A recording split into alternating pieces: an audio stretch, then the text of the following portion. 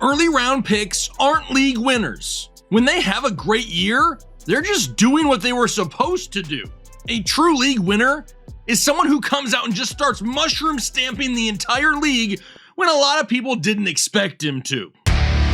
So today we're going to be looking at some wide receivers who rank outside the top 12 at the position. However, do they have a chance at finishing inside the top 12 this year? But before I get into it, Taylor said he has something he wants to say.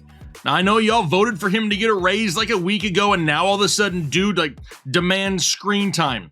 If his head gets any bigger, it's going to outsize the docs, though, so we need to be careful. All right, what do you got, Taylor? Hey everybody, it's Taylor, typically behind the scenes, but I wanted to tell you today about something that I found, and it's probably the softest t-shirt ever. Marine Layer is our sponsor for today's video, and they're giving Headliner Nation an exclusive discount of 15% off your entire purchase at marinelayer.com. Just use code word headliners15 at checkout. The quality and feel of Marine Layer clothes is really unmatched. I picked up this denim button-up shirt and also these black jeans that just fit incredibly well, and that's something else that I want to point out. Marine Layer makes it easy to get the perfect fit for your clothes. They have these in-between sizes. This is actually a large, a medium large, and they also have a large, extra large kind of like mashup that they call a larger. I think we can all admit that the perfect tee can be hard to find, but look no further than Marine Layer. And for a limited time, 15% off with the code headliners15 at marinelayer.com. That's code headliners15 for 15% off your entire order at marinelayer.com. They're saving your closet one shirt at a time. Okay, well, I guess he's fairly good on camera, right? I mean, maybe I shouldn't have been as hard on him. Maybe he should be on the camera more. That shirt looks soft as hell, too. Anyway, so in order to try to find wide receivers that can finish top 12 at the position, we need to find out what does it take in order to finish inside the top 12. Well, we have that historical data here. Once again, we did this for running backs just the other day, so now we'll do it for wide receivers. On average, the wide receiver 12 scores 203 fantasy points per season in half PPR scoring. But maybe you hear 203 fantasy points and you're like, yeah, what does that mean, right? In terms of stats, what do these guys need? Well, thank you for asking. Here are a few examples of stat lines that wide receivers would need to achieve in order to have a chance at finishing top 12. And just like we did with running backs, I kind of looked at it a bunch of different ways, right? We have touchdowns really being the main determining factor, right? 6 touchdowns a year, all the way down to 10 touchdowns a year. Then we looked at yardage and how many receptions they would need. Some of these numbers are a little bit crazy. As you can tell, the lower the yardage total, the more you would need reception-wise. But there ain't nobody out there in the NFL going to get 134 receptions and only 1,000 yards receiving, but it kind of puts into perspective what it is that we're looking for. All right, now we've actually seen this happen in recent years, right? Obviously, every single year, there's some wide receivers that outperform their ADP. Last year, Amon-Ra St. Brown, he was drafted as wide receiver 31, an ADP of 73rd overall, yet finished with 106 catches, 1,161 yards, and 6 touchdowns. Amari Cooper, drafted as wide receiver 34. He was drafted 84th overall, 78 catches, 1,160 yards, 9 touchdowns. And then what about Christian Kirk? Wide receiver 40 last season, drafted 96th overall, 84 receptions, 1,108 yards, and 8 touchdowns. But it wasn't just last year, happened in 2021 as well. Remember Deebo Samuel's big year. He was drafted as the wide receiver 38, 93rd overall, finished with 77 receptions for 1,405 yards and 6 touchdowns. We also had Deontay Johnson that year, was drafted as wide receiver 17, 45th overall, but had 107 catches for 1,161 yards and 8 touchdowns. And then we can't forget about Hunter Renfrow in 2021. Dude was wide receiver 78, 175th overall, finished inside the top 12, had 103 catches for 1,038 yards and 9 touchdowns. So let's fast forward back here to 2023. And let's take a look at a few wide receivers that I feel have a chance maybe at finishing inside that top 12. First, let's look at the guys who are outside the top 12, but still inside the top 20, and then we'll go down from there. Now, as you'll be able to see, there's going to be a meter right below the player's name, kind of how I feel their likelihood is of them finishing inside the top 12. So let's go ahead, let's take a look at the first guy here. It's Chris Olave of the New Orleans Saints. And really, when it comes to Chris Olave, we know his biggest offseason improvement has to be the change at quarterback, going to Derek Carr. Going to be many big plays in the future of this duo going forward. Another question, what about Michael Thomas, right? He's coming back. But can he stay healthy? He hasn't been able to stay healthy in years, and if he can't, that's even more targets going the way of Chris Olave. Plus, we know we don't have Alvin Kamara the first 3 weeks of the season. That could really help Olave off to a hot start here this year. But I really look at Chris Olave as a big play wide receiver. He averaged 14.5 yards per reception just last year in 2022. Do we think 90 receptions is within reach this year? I really think it is. And if he can keep that yards per reception around 14 and a half, that's going to put him in the neighborhood of 90 catches, 1,300 yards, and 6 touchdowns, and verge top 12.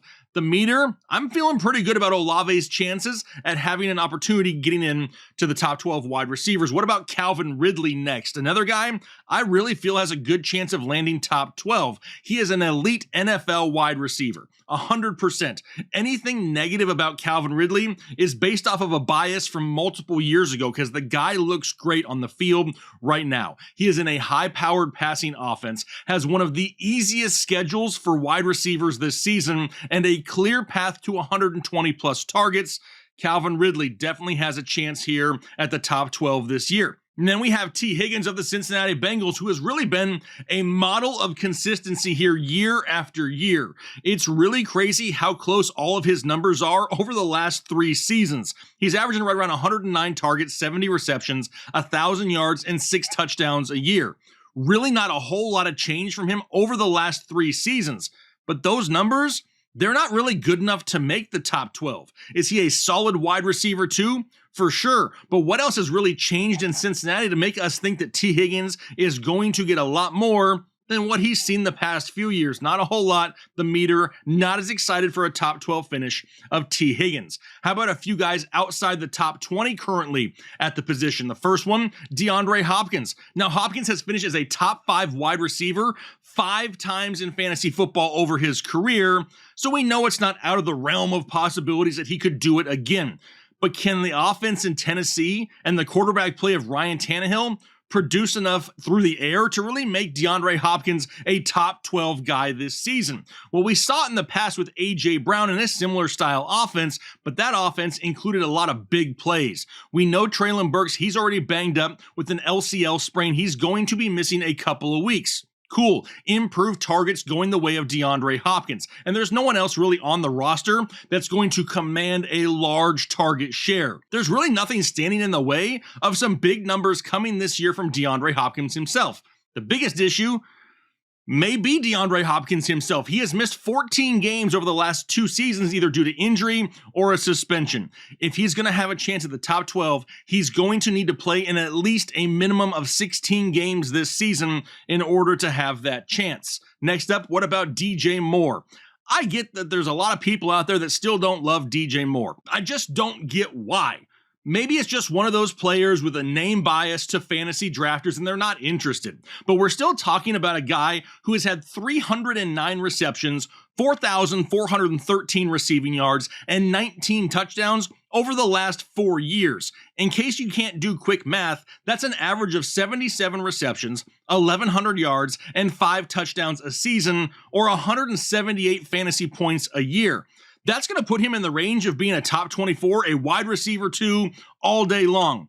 Yet people are still unhappy with him being in a wide receiver 2 range on draft day. I don't understand that. He's going to be used all over the field. We've already seen the big playability. Do not put it past this guy to even get a few carries out of the backfield. He can make things happen when the ball is in his hand. But more than ever, he seems happy with the change of scenery, and DJ Moore is still somebody who has top 12 potential. But then we also have Brandon Ayuk in a similar area. Really feels similar to T. Higgins here, though, if I'm being completely honest. He's going to be in that neighborhood of 70 to 80 receptions, right around 1,000 yards, and 5 to 8 touchdowns. But just not enough to be a top 12 wide receiver. A solid wide receiver too, once again. It does help him that Brock Purdy is going to be the guy in San Francisco. It sounds like Trey Lance is on his way out because Sam Darnold is already the number 2 on the depth chart. But there are so many mouths to feed in this offense, and we know that Brock Purdy loves himself some George Kittle. It may be hard for Brandon Ayuk to see enough volume to crack the top 12, so the meter's not going to be as high. Not going to be as high for Christian Watson either, which may be a surprise to a lot of people because he definitely has the skill set. He possesses everything that he needs to be top 12. for sure. Jordan Love is going to be better than a lot of people believe. I 100% think that. But do the other wide receivers in Green Bay get any shine whatsoever? No, not really. But they really should. This isn't just Christian Watson out there on the offense. I've talked about Romeo Dobbs for weeks, and I'm not going to continue to go down that road, but I love Romeo Dobbs still in this offense. Heck, I even like rookie wide receiver Jaden Reed a lot in this offense. We know that rookie tight end Luke Musgrave, he's going to be getting some targets as well. And when it comes to Christian Watson, I just see a lot of inconsistency. He's going to have a few games this year where he may win you your week, but the next week it could be followed up by an absolute stinker, and he could kill your chances at some fantasy football victories. I hate the inconsistencies. All right, what about outside the top 30 now? Christian Kirk's currently sitting outside the top 30 at the position. He was top 12 last year. How does somebody who was top 12 last year drop outside the top 30 this year? Now, the Jags obviously added Calvin Ridley, and now we just think that they're going to abandon Christian Kirk altogether. That ain't happening. Kirk is still going to get targets. If anyone really suffers in this offense, it'll be Zay Jones and Evan Ingram first. They'll take the bigger hit. But no, it's not a for sure thing that Christian Kirk is going to be back inside the top 12. But outside the top 30, that may be a little bit far from me. He's still going to be on a team that throws the ball a lot. Kirk will see plenty of targets out of the slot, which we absolutely love. And maybe he won't be top 12, but top 24, I can definitely see. What about Mike Evans? It's crazy to see Mike Evans this low going into a season. Honestly, we can say the same thing about Chris Godwin and include him here if we want to. But this really shows how little amount of faith people have in Baker Mayfield's quarterback play. But even with the risk at their current price, I still find myself drafting them this year. Are the times different in Tampa Bay? 100% for sure. But can Evans be in the same neighborhood of 70 catches, 1,000 yards, and 5 touchdowns? The same area we talked about before with guys like T. Higgins? I 100% think he can. Maybe not enough to crack the top 12, but to definitely outperform where he's currently being drafted. Him and Godwin both. What about Deontay Johnson? Another former top 10 overall finisher at the position in fantasy football, on the outside, looking in. But do we really think he isn't going to score a touchdown again here in 2023? I mean, honestly, you think he's going to go back-to-back years with a goose egg? Is it because of George Pickens? Do you maybe feel like George Pickens is going to take over in this offense? Well, even if Deontay Johnson just has the same year as last year and only gets like 4 touchdowns, he's still verged top 20 at the position. And prior to last year, he was averaging almost 7 touchdowns a season. So he may be another one of those guys that find it hard to break into the top 12, but definitely still a guy that I think outproduces his current ADP. But his teammate, we might as well talk about George Pickens here too, because a lot of people are just all aboard on the Pickens bandwagon. And don't get me wrong, I love watching George Pickens play football a lot. He's very fun and exciting to watch, but I'm sorry. I just see a guy that can't seem to really get open or create separation between his defender, so he's constantly reliant on crazy circus catches. I don't see him being the volume type guy like a Deontay Johnson is. I really don't see him being a safety blanket in this offense, maybe like a Pat Freiermuth. He's going to be the big play guy. And really similar to Christian Watson, he's going to have some big weeks, but it's the consistency that I do not think that we see week in and week out from George Pickens, and that's why the meter's not overly excited. I can see him just being a little bit more 2 touchdown dependent. How about a rookie wide receiver, Jordan Addison, Minnesota Vikings? Now, it seems like every single year a rookie wide receiver pops off. That could totally be Jordan Addison here in 2023. I mean, he has the perfect situation. He's in a high-volume passing offense in Minnesota. He has a stud wide receiver one on the opposite side to pull away defenders in Justin Jefferson. He has vacated targets available from the Adam Thielen role now that he's gone and in Carolina.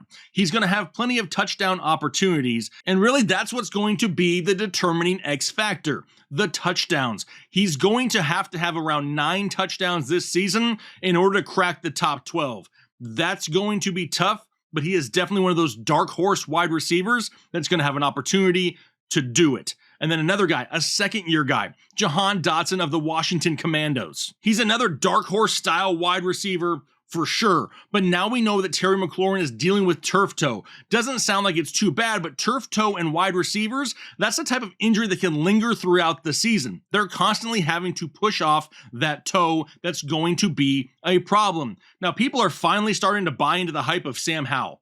I've been speaking to the void for multiple years on Sam Howell, but it's nice to see a lot of people starting to see what this guy could be in this offense. Now, Jahan Dotson, he has everything that you need to put up big numbers here in the NFL. If you really believe in Christian Watson, then you probably should really believe in Jahan Dotson because they are eerily similar when you're looking at them from a very high perspective. Really, both those guys are very boom or bust. Now, top 12 is going to be really hard for Jahan Dotson to hit, but he's definitely a name to remember. Now, what about two guys? Let's do three guys outside the top 40 that could definitely have that opportunity. Two of them are on the same team. I don't know if I can go throughout drafts anymore and not try to snag either Sky Moore or Justin Ross in Kansas City. When we see this Kansas City offense and we're used to high volume passing, we're used to Patrick Mahomes racking up passing yards. And then when we look at the roster after Travis Kelce, it's a big question mark. MVS, Justin Ross, Sky Moore. A lot of people still love Rashee Rice. I think he's going to have to kind of take a little bit of a backseat this year. Definitely a 2024 option. But Sky Moore and Justin Ross could rack up the majority of the receptions at the wide receiver position in Kansas City. When you're trying to find guys late in drafts, you find guys with great potential upside. Sky Moore, Justin Ross, both fit that description for sure. The other guy, I mentioned him earlier when we were talking about Christian Watson, and it's Romeo Dobbs. Now, a lot of people kind of want to bring up that as of late here in the preseason, he's one of the highest graded wide receivers. That's cool and all, but him and Jordan Love together have a connection, and he's really going to be a cheaper option into this offense. Christian Watson, you're going to have to pay more money for. Romeo Dobbs could have a very similar stat line, but you could get him multiple rounds later and really try to capitalize on some of that upside late in the drafts. Romeo Dobbs is definitely a guy. If you were to come to me and say, hey, listen, at the end of the year, Romeo Dobbs could flirt with 10 touchdowns, I personally wouldn't even think you're crazy. Is it highly likely? Maybe not, but it's definitely a possibility in this offense for sure.